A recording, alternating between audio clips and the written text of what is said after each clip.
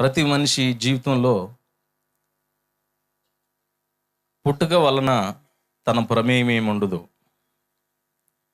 తల్లిదండ్రులని చాలామంది బిడ్డలు అడుగుతారు ఏమనంటే, వాళ్ళ పరిస్థితులు తారుమీరైపోయినప్పుడు, వారి జీవిత మనుగడ కొనసాగనప్పుడు, వారు చేస్తున్న పనిలో సఫలత కలగనప్పుడు, తల్లిదండ్రుల్ని ప్రతి బిడ్డ అడిగేది లేకపోతే ప్రశ్నించే ఒక ప్రశ్న ఏంటంటే, ఎందుకమ్మా నన్ను కన్నావు?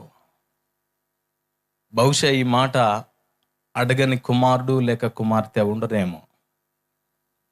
కనీసం ఒకవేళ తల్లిదండ్రులను ప్రశ్నించి అంత ధైర్యం లేకపోయినా అంతరంగంలోనైనా అనుకుని ఉండొచ్చు. లేకపోతే మనకి ప్రత్యక్షంగా దేవుడు ఎదురుపడ్డాడు గనక దేవుణ్ణైనా మనం ఆ మాట అడిగి ఉండొచ్చు, భగవంతుడా నన్ను ఎందుకు పుట్టించావని. మీ ఎదుట నిలబడిన నేను కూడా అనేక సార్లు ఈ మాట అనుకోవటం జరిగింది. నా తల్లికి 11 మంది సంతానం. 10 మంది బిడ్డలు పుట్టిన తర్వాత 10 ఆమె మా అక్క పుట్టిన తర్వాత ఒక 2 నెలలు అవుతుంది. అంటే ఒక నెల రోజుల తర్వాత అప్పటి దినాల్లో ఆపరేషన్లు తక్కువ అయిన కారణాన్ని బట్టి భయం చేత కొంతమంది ఆపరేషన్ చేయించుకోకుండా పసరు తాగేవాళ్ళు. ఈ పసరు తాగుతూ ఉంటే ఈమె కూడా వెళ్ళి పసరు తాగి వచ్చి మా అమ్మమ్మకు చెప్పింది, అమ్మా నేను బిడ్డలు పుట్టకుండా పసరు తాగి వచ్చాను అని నేను చెప్తే మా అమ్మమ్మ కోప్పడిందట. అల్లుడు కొంచెం కోపిష్టిగా ఉంటాడు, తెలియక పెట్టకుండా ఎందుకు అలా తాగొచ్చావు? ఆ పసరు తాగేవు గనక ఒకవేళ ఆయన కోపడి నేను చంపుతాడేమో అని చెప్పంటే నా తల్లికి భయం వేసింది. బిడ్డలు పుట్టకుండా పసరు తాగాను, ఇప్పుడేమో నా భర్త చంపుతాడని మా అమ్మగారు చెబుతుంది, ఏం చేయాలి అని ఒక ఆలోచన కలిగి ఆమె ఏం చేసిందంటే హన్నా వలె ప్రభు సన్నిధానానికి వెళ్ళింది. ఆ దగ్గరలో ఉంటే పూరి పాక లాంటి మందిరం. ప్రభువా, హన్నాకి బిడ్డలు లేనప్పుడు ప్రార్థన చేస్తే నువ్వు బిడ్డల్ని ఇచ్చావు, కానీ నాకైతే చాలామంది బిడ్డల్ని ఇచ్చావు, కానీ నేను మరి నా భర్తకి వ్యతిరేకంగా నేను ఇలాంటి పని చేశాను కనుక నీకు ఇష్టమైతే, నీ చిత్తం అయితే ఇప్పుడు 10 మంది బిడ్డల్ని ఇచ్చావు, ఇక పుట్టబోయేవాడు 11వ వాడు. యాకోబుకి కుమారులు 12 మంది, వారిలో 11వ వాడు యోసేపు గనక నాకు గనక ఒక మగ బిడ్డనిస్తే వానికి యోసేపు అని పేరు పెడతానని నా తల్లి ప్రార్థన చేసింది. గర్భం వచ్చిద్దో లేదో తెలీదు, పుట్టేది మగబిడ్డో ఆడపిల్లో కూడా తెలీదు, కానీ పుట్టక ముందే నా తల్లి దేవుని సన్నిధానంలో విజ్ఞాపన చేసి ఒక నామకరణ కూడా ఆత్మ ప్రేరేపణలో స్టేట్మెంట్ ఇచ్చేసింది. కానీ ఆశ్చర్యం, 2 సంవత్సరాలు గడిచింది, మరలా నా తల్లి గర్భం ధరించింది. ఆ గర్భం ద్వారా పుట్టిన వాడినే ఈరోజు మీ ఎదుట నిలబడి ఉన్నా నేను. Praise lord. నా తల్లి ప్రతిష్ఠించుకుంది దేవుని సన్నిధిలో. చాలామంది నోములు నోచుకుంటారు, లేకపోతే మొక్కుబళ్ళు చేసుకుంటారు, వదిలేస్తారు. నా తల్లి కూడా ఏం చేసిందంటే, ఆమె మంచి ప్రార్థనాపరురాలు, కానీ నేను పుట్టిన తర్వాత పెంచే పెంపకంలో పరిస్థితుల రీత్యా కావచ్చు, సమాజ పరిస్థితులను బట్టి కావచ్చు, ఆమె కొంచెం నెగ్లెక్ట్ చేసింది, అంటే నిర్లక్ష్యం చేసింది. ఆ తరువాత ఎదుగుతున్న కొలది ఇక నేను నా జీవితం అంతా, మా కుటుంబంలో ఉన్న నా అన్నదమ్ములు, మా నాన్నగారు ఉన్న జీవితం వేరు, నా జీవితం వేరు. మా కుటుంబంలో ఉన్న వాళ్ళకి అలవాట్లు తక్కువ, భవిష్యత్తు చాలా తక్కువ, ఇంకా లేవని కూడా చెప్పొచ్చు. కానీ వాళ్ళకి ఏ ఏ అలవాట్లు లేవో ఆ సకల దుర్గుణాలన్నిటికీ, వ్యసనాలకి నేను బానిస అయిపోయా. నా తల్లి చూస్తేనేమో ప్రతిష్ఠించింది, నా జీవితం ఏమో దానికి డిఫరెంట్ కోణంలో ఉంది. సంవత్సరాలు గడిచిపోతా ఉన్నాయి, భయంకరమైన వ్యసనాలకి గురి అయిపోయాను. చివరికి నా జీవితం ఎటు వెళ్ళిపోతుందో అర్థం కాని పరిస్థితుల్లో నా జీవితం ఉంది. అలాంటి పరిస్థితుల్లో ప్రతి వ్యక్తి జీవితంలో ఏర్పడే పరిస్థితులే నా జీవితంలో కూడా ఏర్పడినాయి. ఒక దైవజనుడు చెప్పిన మాట ఏంటంటే, ఒక వ్యక్తి దేవుని గురించి ఆలోచించాలి అంటే డబ్బన్న పోవాలంట, జబ్బన్న రావాలి. నా తల్లి నాకు చెప్పేది, నేను ఏదన్నా పనిలో సఫలత కలగనప్పుడు, విఫలుడునైనప్పుడు నా తల్లి దగ్గరికి పోయి, ఎందుకమ్మా నన్ను కన్నావు, ఆ పరిస్థితులు ఎందుకు ఇలా అయిపోయినాయి అని ఏడ్చేవాడిని. ఆ ఏడ్చినప్పుడు మా అమ్మ చెప్పేది, నేను దేవుని పనికి నిన్ను అప్పగించాను, నువ్వు దైవ సేవ చేయాలి, దైవజనుడు కావాలని చెప్పి నా తల్లి చెప్పేది. ఆ మాట అన్నప్పుడు నాకు విపరీతమైన కోపం వచ్చేదండి. ఇవ్వటానికి నువ్వెవరివి, తీసుకోవటానికి వాడేవాడు? మీ ఇద్దరు ప్రమేయమేనా?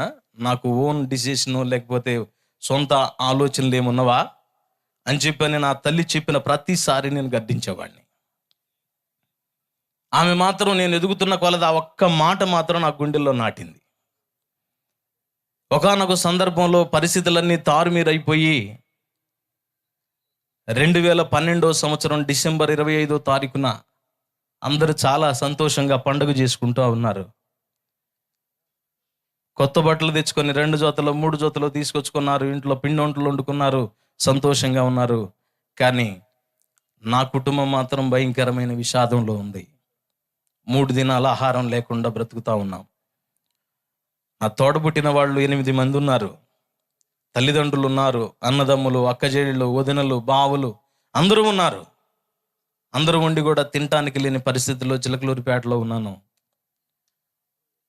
ఉదయం మొదలుకొని సాయంకాలం వరకు భయంకరంగా తాగుతా లక్షల రూపాయలు సంపాదించిన నా జీవితం పూట గడవని పరిస్థితిలోకి వచ్చినప్పుడు, నాతో పాటు నీ కోసం ప్రాణం ఇస్తానని చెప్పి ఎన్నో పొగడ్తలు పొగిడిన నా స్నేహితుల దగ్గరికి వెళ్ళి 100 రూపాయలు ఇవ్వమని అడిగానండి. 70 మందిని అడిగాను లెక్కబెట్టి. ఆశ్చర్యమైంది అంటే ఒక్కళ్ళు కూడా నాకు ఇవ్వలా. అది కూడా నేను ఎందుకు అడిగాను అని అంటే, 100 రూపాయలు పెట్టి ఏదైనా పాయిజన్ తీసుకొచ్చుకొని చనిపోదాం అనుకున్నా డిసెంబర్ 25వ తారీఖున. సరే, ఎప్పుడు నేను వస్తా ఉంటే ఆ కార్నర్లో ఒక అతను ఉండేవాడు, 10-20 అడుక్కుంటా ఉండేవాడు. ఆ రోజు పండగ గనక అతనికి ఎక్కువ రాబడి వచ్చింది అన్నట్లు అడిగాడు. అడిగితే నేను కొంచెం కోపడ్డాను. నన్ను అడగ వెళ్ళిపో అన్నా. ఏంది గురు అట్లా అన్నావు అన్నాడు. ఏం లేదురా, నా పరిస్థితి బాగాలేదు, లేవులో అన్న. నాకు చేతనైంది ఏదన్నా ఉంటే నీకు సహాయపడతా అని చెప్పు అన్నాడు. అరే, చాలా డబ్బులు నా దగ్గర తీసుకున్నావు, 100 రూపాయలు నాకు ఇస్తావంటరా అన్న. మరుమాట మాట్లాడకుండా జేబులో మొత్తం తీసి ఆ 10లు 5లు మొత్తం పెట్టాడు. దగ్గర పెడితే 170 రూపాయలు ఏమొచ్చినాయి. అతనికి 20 రూపాయలు ఇచ్చి 150 రూపాయలు తీసుకొని పాయిజన్ బాటిల్ కొనుక్కొచ్చుకున్నా. జేబులో పెట్టుకున్నాను. మంచం మీద పండుకొని తల దగ్గర నా భార్య ఉంది, కాళ్ళ దగ్గర నా చిన్న పిల్లలు ఇది ఎంత ఉంటారు. ఆ బిడ్డల్ని పెట్టుకొని ఆలోచించడం మొదలు పెట్టాను. నిన్నటి వరకు నేను డబ్బులు సంపాదించిన ఒక లక్షాధికారిని వాళ్ళ దగ్గర వ్యాపారంలో మోసపోయి డబ్బులన్నీ పోగొట్టుకొని ఈరోజు బాకీ పాలై జీవోత్సవంలో పడున్నవాడని కొద్ది సమయం ఆగితే నా ప్రాణం కూడా పోతుంది, చనిపోయిన మనిషి ఎక్కడికి వెళ్తాడని ఆలోచించడం మొదలుపెట్టా. ఎప్పుడైతే ఆ ఆలోచన నా అంతరంగంలో కలిగిందో, దేవుడే ఒక మానవుని రూపంలో నా ఇంటికి వచ్చాడండి. ఈరోజు ఒకవేళ ఇక్కడికి వచ్చేవేమో, నా జీవితం ఇదే ముగింపు, ఇక లేదనుకొని ఒకవేళ నువ్వు వస్తే, నేను చెప్తున్నాను, ఈరోజు నీకు ముగింపు కాదు, నీ జీవిత ప్రారంభం అని చెప్తున్నాను నేను. హల్లెలూయా. ప్రారంభం. నేను ఆ రోజు ముగింపు అనుకున్నా. వెళ్ళాను, మా బావగారు వచ్చాడు, చర్చికి వెళ్దాం రారా అన్నాడు. నాకు యేసు ప్రభు అంటే గిట్టదు, ఒప్పుకోను నేను. కానీ ఆయన 1కి 10 సార్లు పిలిస్తే తప్పనిసరి పరిస్థితుల్లో ఒప్పుకున్నా. ఎందుకు ఒప్పుకున్నాను అంటే, నాకు సిగరెట్లు, చైన్ స్మోకింగ్ అంటారంటే ఊపిరి ఆడకుండా ఒకదానంటే ఒక సిగరెట్ కాల్చితే అదే నింపుతో కాలుస్తా. ఒక రోజుకు వచ్చి 100 సిగరెట్లు కాల్చేవాడిని. అట్లాంటి భయంకరమైన జీవితం, ఎటు చనిపోతున్నా కదా, కనీసం ఒక సిగరెట్ అన్న దాగి చనిపోదాం అని చెప్పని ఆలోచన కలిగింది నాకు. కొంతమంది అంతే కదా, రేపు ఈరోజు బాప్తీసం పొందుతాం అనగా ఆ రేతిరి మొదలు పెడతారు, ఫుల్గా దాగి వస్తారు. ఏంది బ్రదర్ అంటే, రేపు పొద్దున్న బాప్తీసం పొందుతున్నా, అందుకని దాగి వచ్చానులే అంటాడు. అట్నే నేను కూడా ఇక చనిపోతున్నాను గనక ఒక సిగరెట్ తాగుదామని చెప్పని ఆలోచన కలిగి మా బావగారు రమ్మంటే నేను రావటం వల్ల నాకు ఉపయోగం ఏందని 3 సార్లు అన్న తర్వాత అన్న ఆ మాట, రావటం వల్ల నాకు ఉపయోగం ఏంది. ఆయన కూడా మారు మనసు లేదు. కొంతమంది పండగలకు వెళ్తారు చర్చికి, ఎందుకంటే ఆ పండుగ రోజు బాగోపోతే సంవత్సరం అంతా ఏమన్నా అయిద్దేమోనని. జనవరి 1కి ఒకటి, క్రిస్టమాస్కి ఒకటి, ఈస్టర్ పండగకి పోయి ఒక నిలువు గీత, ఒక అడ్డగీత, అదే కదా.